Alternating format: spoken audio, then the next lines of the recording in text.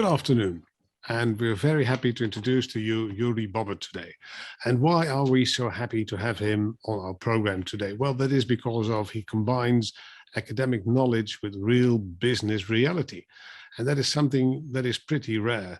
He's a scientist as well as an entrepreneur, which means that as a part-time professor at the Management School of Antwerp, he teaches his students and his PhDs, but he also runs a business. He is still the CISO of the NN Group and was the CEO of Be Able. So that means that practical knowledge and business knowledge is at the heart of his skills. He's also quite well known in the area of cybersecurity. He founded the Maturity Business Information Security Platform, which is still well known and well used to help companies to deal with their security. And he recently published the book Leading in Digital Security, which is still well received. And this is, of course, covering a hot topic today, since security is absolutely vital for companies.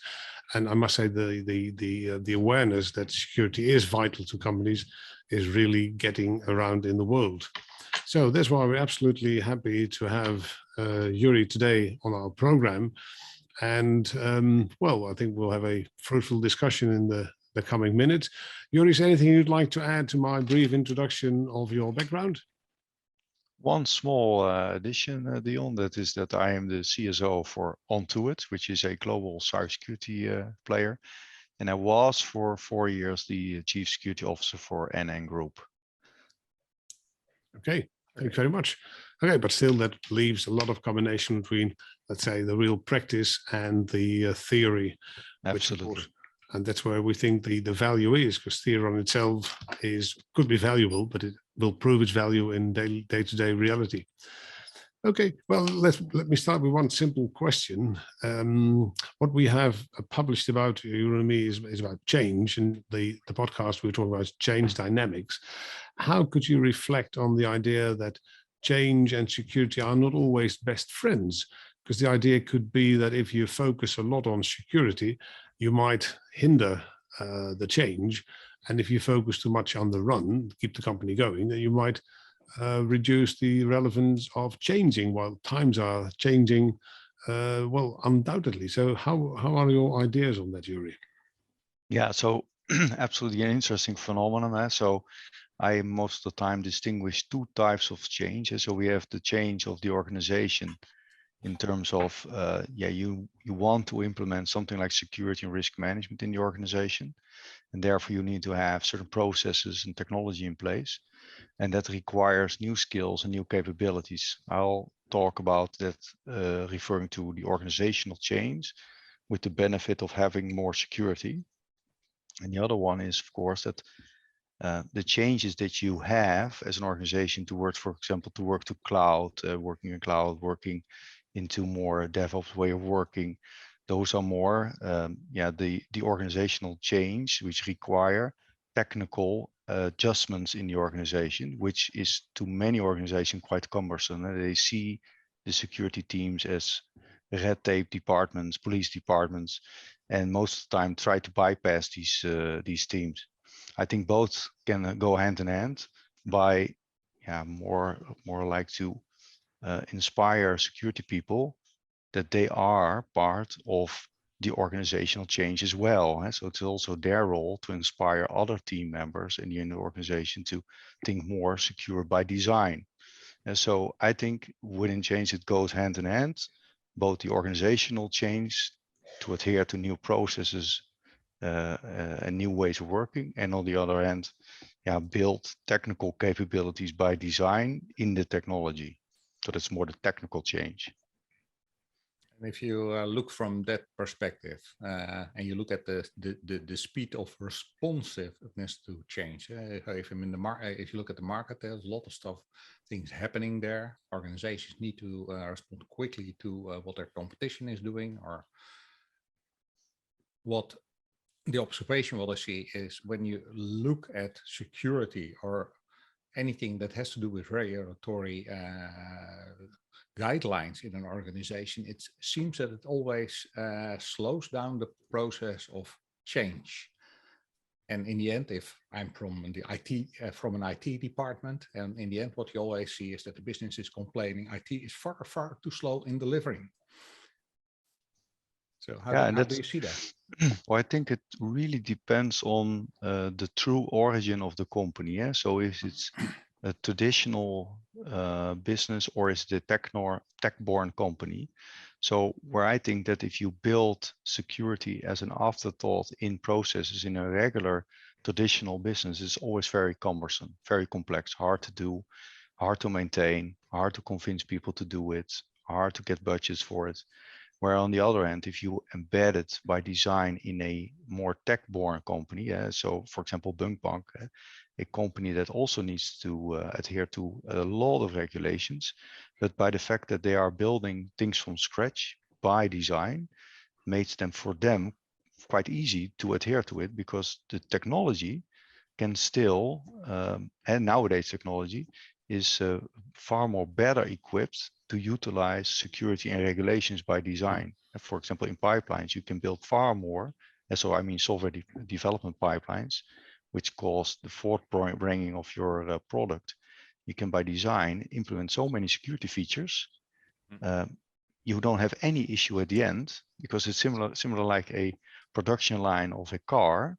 Everything is by design built in, and you make sure that if you design it well at the beginning, at the end, the product that you deliver is extremely well tested, extremely well validated on, for example, hack attacks or DDoS attacks, and adheres to all the technical security requirements without any manual intervention. And so I think that's the benefit that tech-born companies have above large regulated organizations where, security most of the time is an aftermath or an afterthought, sorry. Yeah, now you've got quite some experience as a Chief Information Security Officer. How would you think that these experiences relate to the character or the task of the security officer? Is that influenced by security by design? How does that run in your idea? Yeah, so that's a very interesting topic, and we elaborate quite well on that topic in the book. And that's, to my opinion, you have 4 types of CISOs, Chief Information Security Officer. You have the type of security officer that is predominantly advising the board or an organization on where to go.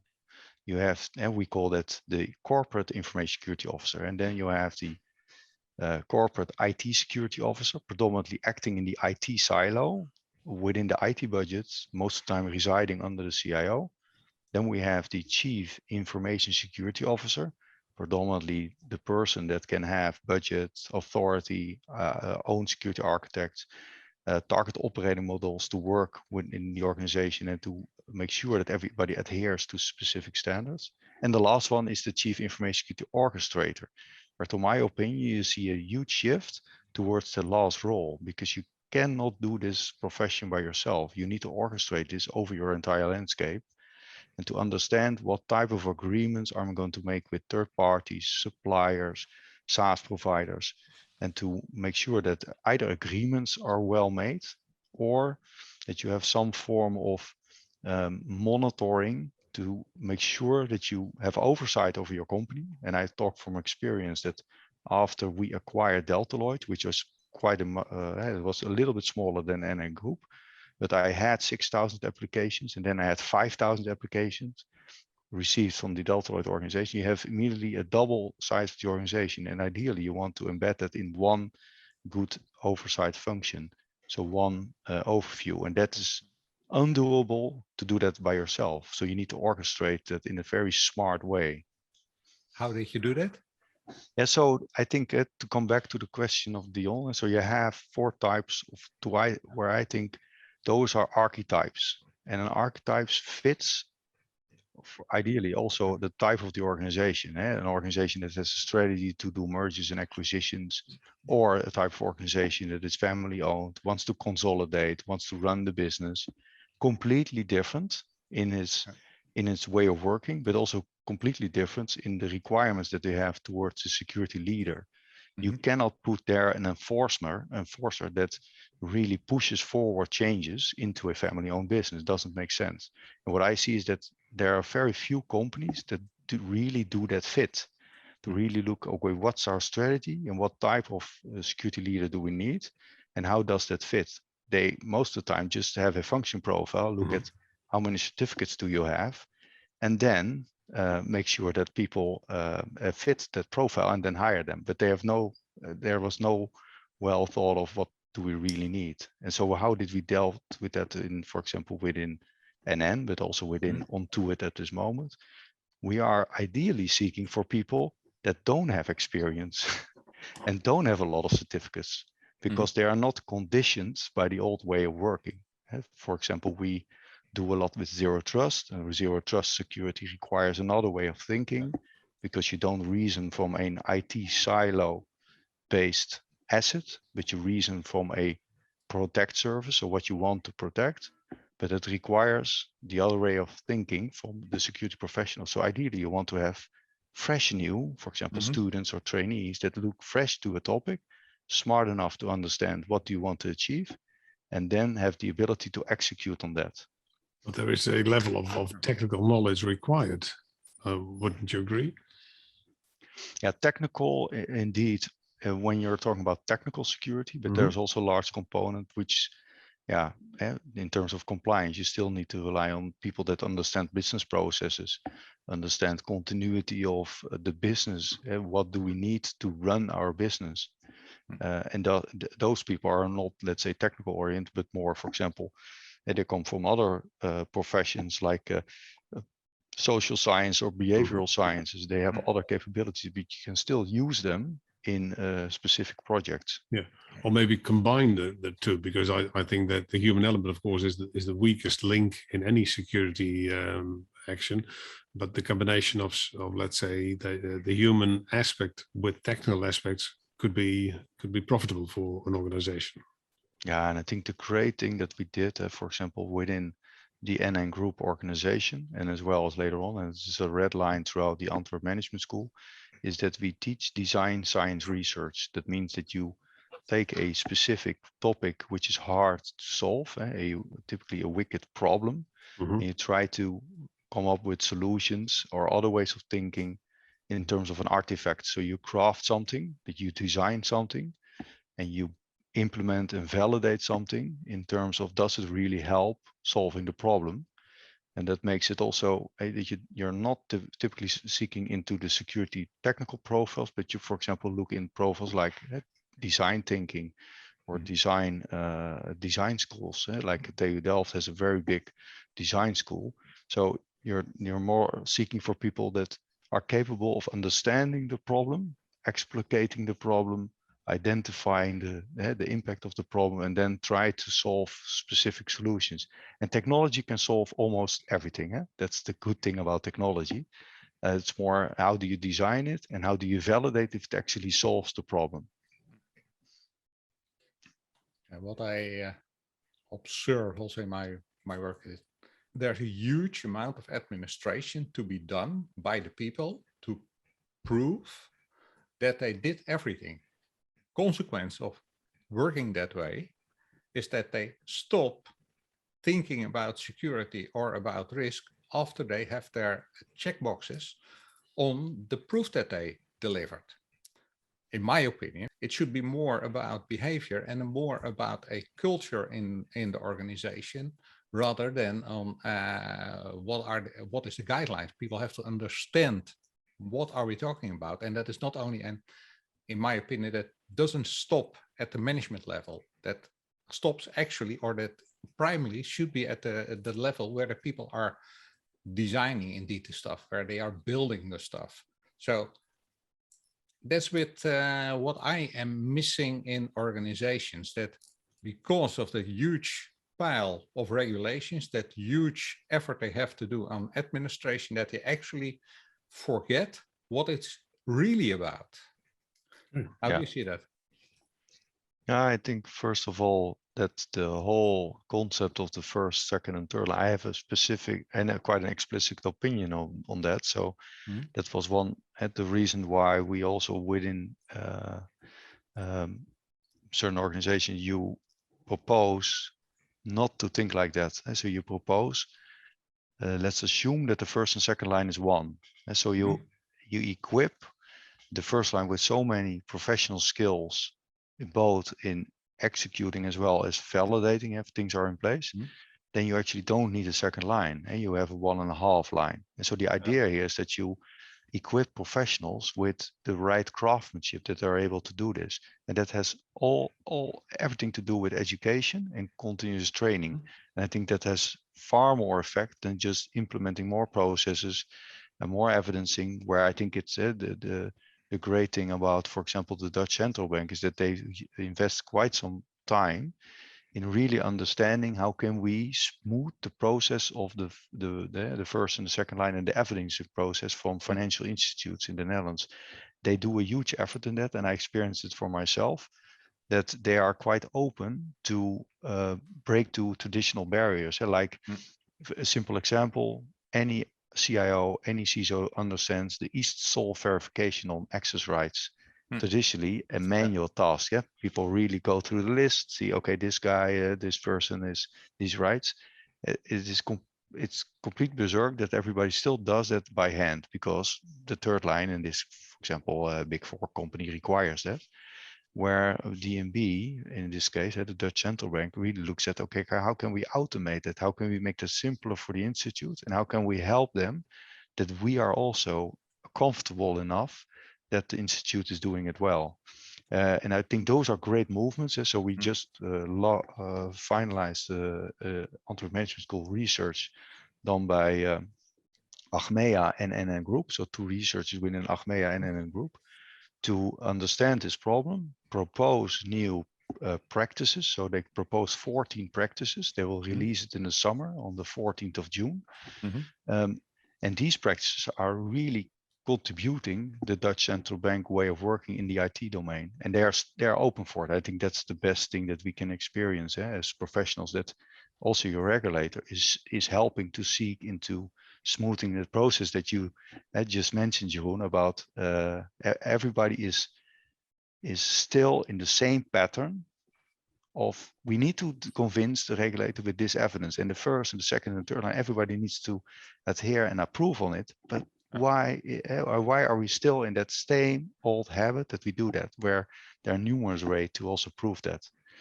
And I think science is so doing scientific research with a large group of members that are actually working in those environments, like BNP Paribas, ING Bank, Achmea.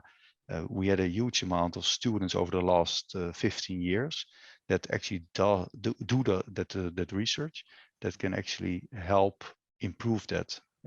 And I think we still need to do that, and we can help, and we can use the academic vehicle for that.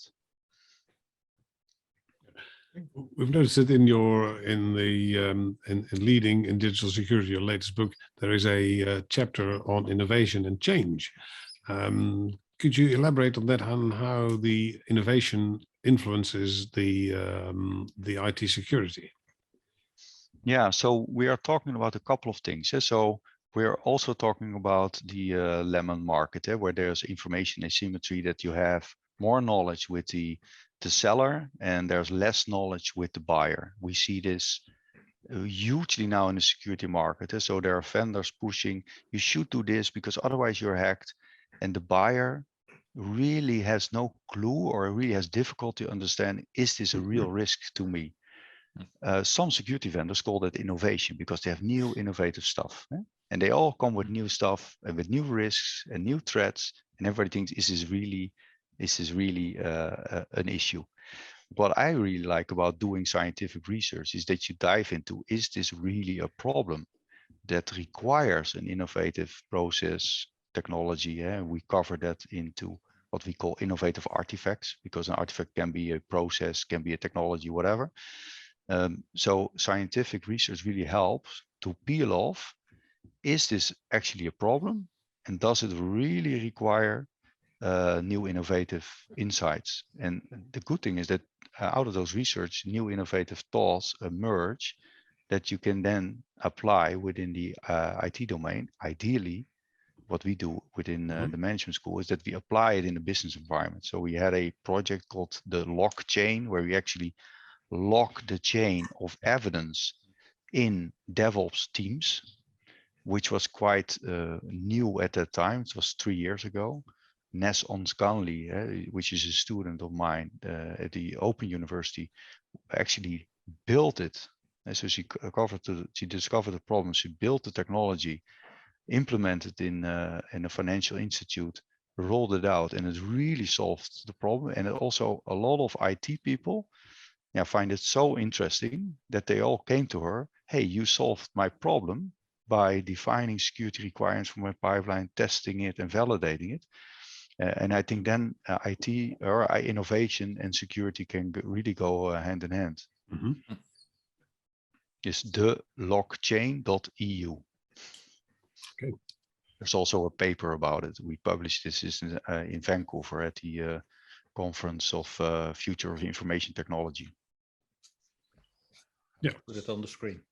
Could you tell me a little bit more maybe on zero trust security? What is that actually? What do you mean good by one. it? Yeah, good one. Besides the fact that this is marketing, it's a lot of marketing. I actually work on It is a Dutch company and hired the founder and the creator of Zero Trust, John Kindervaag. He is based in the US and he founded Zero Trust at Forrester in 2010. I work quite a lot with him. The thing is that what is Zero Trust? So Zero Trust at that point, but still is from his thought leadership, is still a very fundamental change of looking at cybersecurity. So what does it mean? The design of the internet was ideally from we trust the inside, but we don't trust the outside, where when information is flowing in and out and it's everywhere and data is everywhere in cloud and IoT devices everywhere, it doesn't make sense to think like that. You don't want to build a big wall to keeping bad people out from the outside world, which we don't trust. You really should reason the other way around. So you should reason, I have data, which is critical to me, and I want to protect that. So that means that everybody has access to that critical information, needs to be verified if you are allowed to have access to it. And so the fundamental difference of protecting your environment with a big perimeter security rather than the data on its own. And the best example is Google. So Google uses Zero Trust, where if you log in with your iOS, with your Apple iOS, for example, and you access Google, then and you do that for the first time, you get an alert. Hey, do you want to authorize this device to use your application? And that's the best example of Zero Trust. So never trust and always verify and log and monitor all traffic. That's the idea. So the starting point there is that if I have, for instance, data lake with a lot of data, only provide access to certain points of the data where you have validated the person or the system or that is actually trying to access it. Yeah, and another thing is that you segment. So you make similar like we have in the Netherlands with our watervloedkering, the stormvloedkering, is that you separate the critical assets from each other, where we see that if hacks occur, most of the time they are successful because the hackers were able to hop from one point to the other point, and you avoid that by putting it into segments. And I think the good thing about Zero Trust, because the initial thought was you identify what's critical for yourself, so your protect service, then you identify who has access to what, and then you set your security measures on it. So like MFA and cryptography, etc. And that gives you the additional protection to those critical ground users, regardless if they're in Amazon Cloud, Google Cloud, or Alibaba Cloud, or whatever. The data is still protected.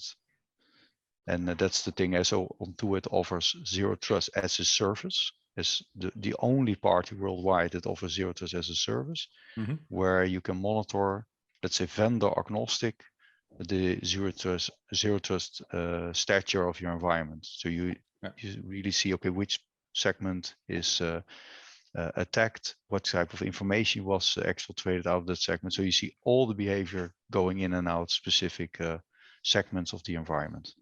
How do you see this in combination with things like BI and data analytics?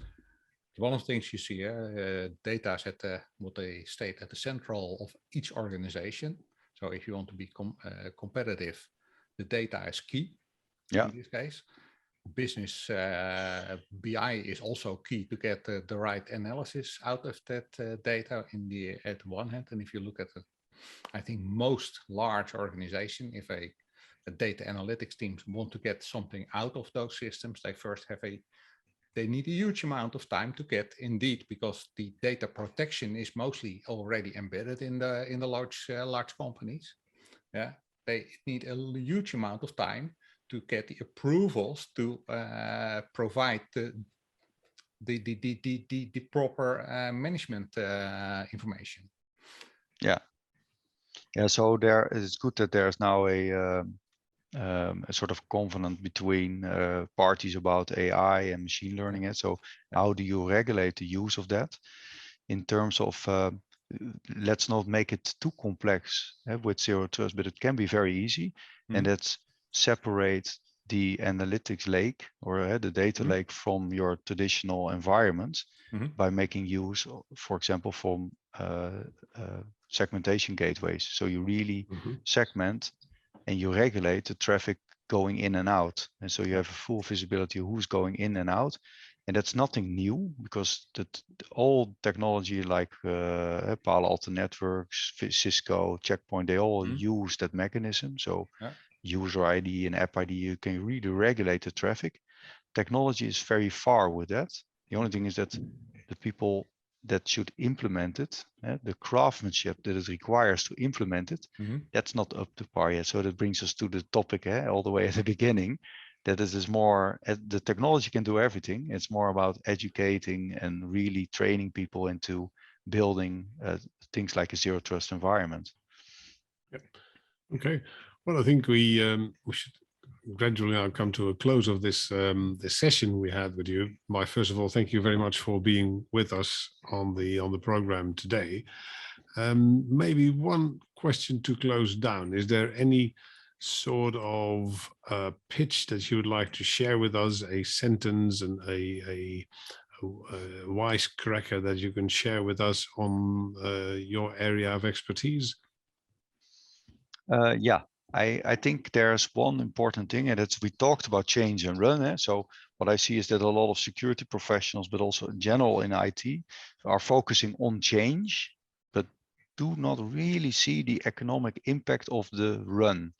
So I'll give a very simple example, and that is, for example, the security operating center. If you build a zero trust environment, that means that you have more segments, more verification, more traffic, more events, but we also see more malware arising. So we see more events, and so it's undoable to manage that by hand. But on the other hand, we see 90% of the security operating centers with service providers, large organizations, are still equipped for manual work. And I see an issue there, because it's also, there's also it's hard to get real talented people to build that. So there's the less focus on what do I really need in a run environment, so I can have a better economical benefit of my investment in that security operating center. They're not looking at that, and I think that's a pity, and that the organization should do that more. So less focus on the change of security, but focus on the run of security and the economic benefit that you want to realize. That's it. Yep. Well, that sounds like a very good summary of some of the statements you were able to share with us today. And thank you very much for being with us. And we hope to see you again, and wish you the best of luck with your academic work, as well as with your professional expertise and your entrepreneur. Okay, Yes, thank you very much, Yuri, and see you again. Bye-bye. Thank you. Thank you, Yuri.